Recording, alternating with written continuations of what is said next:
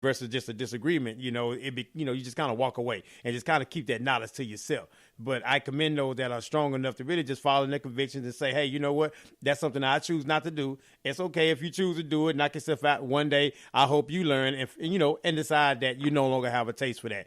And we talked about the availability of the hood and stuff like that in a different area. You go to the average community, right? Look behind the counter. How many cigarette products are back there? Tobacco products. Several, right? So they have all this access to all these things. Now, if they didn't have a huge market for them, they wouldn't sell them. They wouldn't be in the store. So obviously, there's a huge market for these products that we just talk about are harming our bodies. Y'all saw I put that image of that cigarette and stuff out there on the show promo, right? All the things that's in a cigarette. And that's the reason why it's so hard to quit, because you got all these chemicals and things going on that you got to go get back to that. Right? I mean, no matter what your socioeconomic condition is, once you're on that nicotine, you're on that nicotine, right? And it's almost like a hard thing to break because there's so many addictive substances in that thing, right? And it's 100% legal. Right. I want to also, you're right, bro. And I want to also kind of go in the direction where Vincent was saying, and you can go research this. What he's talking about is called a trichomel worm. Right. And this trichomel worm, like if you can see it pork out, bro, and maggots will automatically start forming. Yeah, you did that. You did that test with that vinegar. Set it out for a while, and you put that vinegar in. No, Coke. Was it Coca-Cola? Right. They did these tests. Not so with these. So, this is very important. Eating these steaks, and this is not what we started with, especially Africans. This was brought by a lot of Europeans. It's not a racist thing. It's true. Like eating a steak, medium rare, and all that steak clogs up your system, bro. It clogs up your arteries. So it's real bad on your digestive system. But go study trichomel worms if you want to research that. But this is why a lot of people turn to vegan. I'm not vegan. I'm just using this. We talking about health, holistic, and eating more vegetables. So, just going back to what we're saying about eating healthier. The African Americans, and I'm being very try to be balanced when I say this, because I'm not trying to offend anybody, but because some people we struggle with our weight, especially when we start getting older. Even myself. I know when I fast during Ramadan, that kind of helped me balance. That's why Vincent always keeps talking about fasting. It's not just some people do it with a religious purpose or not. But fasting is one of the healthiest forms of losing weight. So, but going back to what I was trying to hit, the point I'm trying to hit on, African Americans, we have a tendency to celebrate being obese, and that's not good. Now, should people who gain weight be shamed? They got this thing called slut shame. They got shame for everything. No, you shouldn't downgrade or downrate anybody who's struggling with their weight, because some of this stuff is hereditary. But at the same time, we shouldn't celebrate it. And this is one of the reasons why. Because it's unhealthy. It's unhealthy, and then it creates bad. It creates a bad condition as far as your health. This is why African Americans are diabetic, but we never think about why we're diabetic. Growing up, eating all that candy. We feeding our kids all these candy. Now we got video games. That's why so many children are obese. Brandon, why? Because they're sitting in the house playing the games. There will you been in there, been in church when you're growing up, right? Little church and stuff like that, right? What would they hand a little baby when a little bitty baby can put some in their mouth in church? What the first thing they go grab and put in the baby's mouth? Piece of candy. A piece of candy. Hey man, our teeth rotten. Listen to me, Shelton. I had a lot of dental work done because all I was doing was eating candy, not brushing our teeth properly, and we don't go to the dentist as we should. We even African Americans, we don't want to get checkups. Especially start getting older, prostate cancer, all this different stuff. We ain't checking until it gets bad, and it's counseling, it's food counseling, everything. But what happens is we glorifying it. We're glorifying it. You know what I mean? No, we shouldn't glorify it.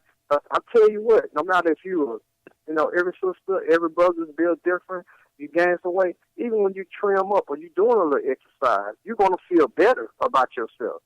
Right. You ain't got to be thin, because everybody's different. But we don't, I'm saying now, we are one of the only races that glorifying being extremely overweight.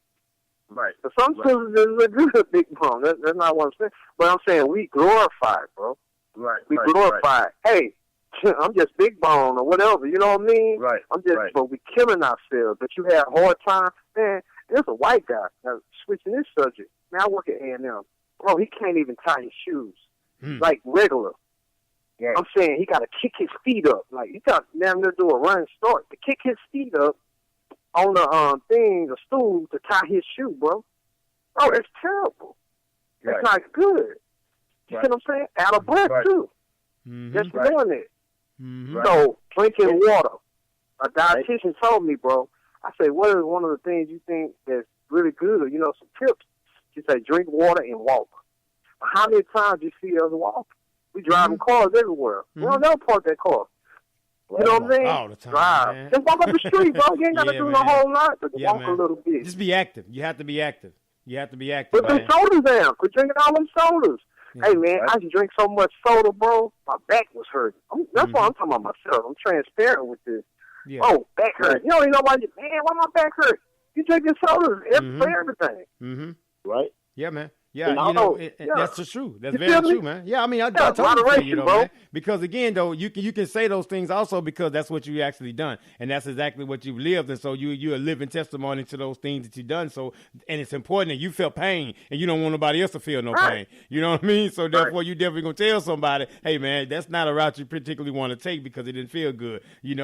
Miss Christian Bishop, man, hit on that same point, Brandon. She was saying it takes commitment from the community to see that this is not fly by night. We need to continue to work with young people to get them to see early in life that if you're healthier, you feel better, you learn better. There you go. That's right over your point, all over your point, because you feel better, right? And you feel better about yourself that you're able to accomplish things. That's what you were talking about these things about that we eat, right?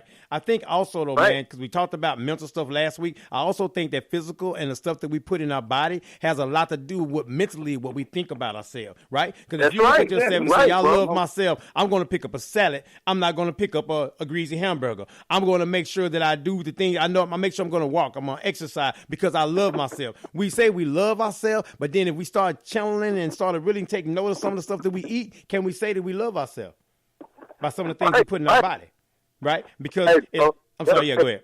Life and everything. Think about it. Excuse me, Vincent. I just want to say this, man. It'll even affect your sex life, because if you too tired, I mean, I don't want to be graphic, but we already know.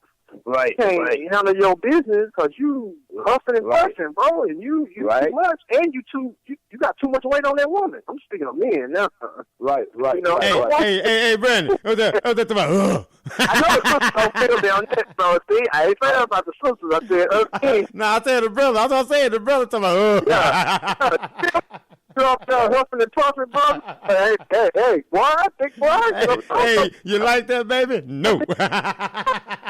You feel me? So, hey, man. Man. We got to be real, man, because man, I remember, bro, because I be praying 5 times a day, bro. And, bro, like, man, I had start gaining some weight because you going to feel it. And I was like, man, it's hard for me to break down. But eating, bro, just and slowly but surely, you tired. You usually more tired. You out of because food's supposed to fuel you.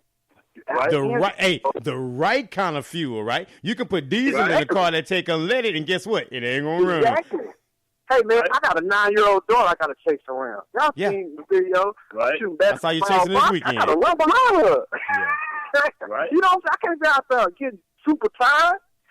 So, I know I feel better, though, bro. It does affect your mental thing, Sheldon. You're right, because that links to low self-esteem, because you don't feel good about your body.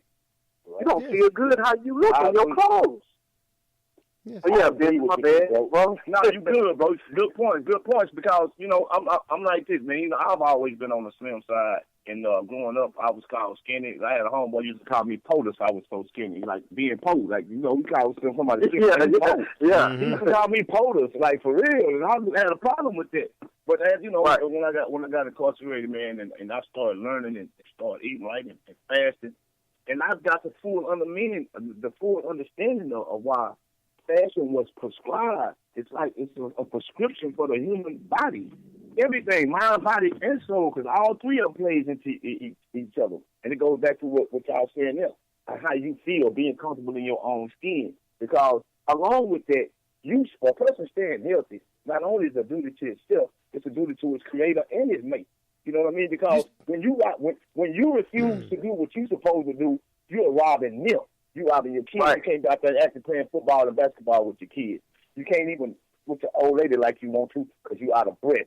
So you robbing everybody. But if you stick to the basics, man, because a lot of it is basic.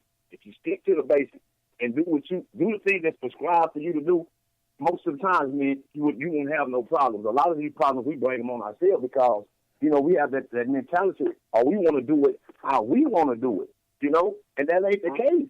That's not the case. Mm-hmm. You know what I mean? The case is we got to stick to the structure. There's structure and there's order. That's like on a prescription when people are sick. You know, the doctor gonna tell you, hey, take 4 of these every 6 hours. If they tell you your life depended on it, 9 times out of 10, I guarantee you would not miss one time when it's time to take that medicine. A long clock sick. Exactly. That's how fasting is. It's gonna deal with every issue that's within your human body. If it's intoxicated, in 30 days, I guarantee you, it's gonna get rid of it. You know what I mean? Yeah. How about it's gonna put everything in check. It's gonna keep everything in check. So along with the physical, look at the mental. Your attitude gonna get better because you're gonna feel like you accomplished something. You know what I mean? You done told yourself you're not gonna do this and you're not gonna do this. Your spouse gonna get a chance to see her husband if she's not fasting, what you'll say. Well, I know my husband can deny that food that he loves so much for 30 days. She ain't gonna be worried about if you out here talking to no woman because she know you know how to practice self-restraint. There's blessings in it. It's blessings in it if we utilize it. A lot of times, like I say, bro, we just kind of do things how we want to do them instead of sticking with the structure. We got to stay to the script. You know what I mean? And I say that. Yes, sir, man. I'm gonna say this. No, if we stay to the script, you know what I'm saying? If we stay to the script, a lot of these problems they'll get rid of themselves. And my last point before I pass the baton, for the people that smoke, and now occasionally I smoke cigarettes, and I know. This is a problem. Put them down, Vincent. Yeah. Put them down. This is a sobering. This is a sobering message. This is a sobering message. That's why I accept the fast when it comes to me because it gives me a chance for anything that I've done to get rid of it. To get rid of it. I'm human. You know what I mean?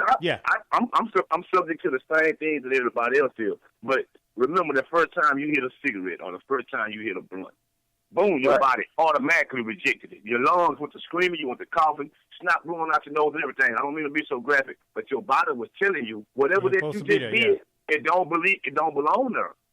Right. It don't belong there. So the same way it took for you to develop that habit, it's going to take the same pain to get rid of it.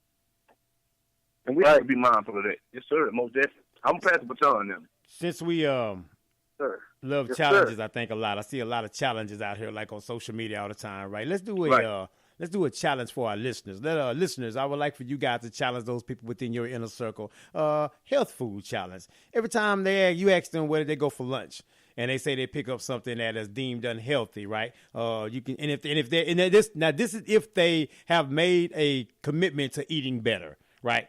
Accountability partner, if you will, right? Now those that don't care about what to eat now, you might want to do this challenge to it. But I'm saying if you have people that's really have made a commitment to say they want to do better, want to eat better, if they say they're picking up something that may not be conducive to what they're saying out loud, then you can say, hey, you know what, you may want to consider this, or hey, come with me, I'm getting this, or hey, I'm fixing this something. Give them a healthy alternative, right? I mean, I'm just saying, though, do that kind of challenge, because if we just hold each other accountable, I think in that particular area, small things, then I think it'll start, spreading little by little, right? Not necessarily getting in people's business, but just have a challenge, a health challenge, 30 days, a week or whatever. Just make conscious decisions about what do I put in my body and how would it affect my body? After I swallow this, how would this really affect my body? Will it be good to my body or will it be bad to my body? Right? So what kind of fuel are we putting in our body? So be mindful of that. I think just be conscious of that, and just try to do it. I mean, just even a short amount of time, I think do that challenge.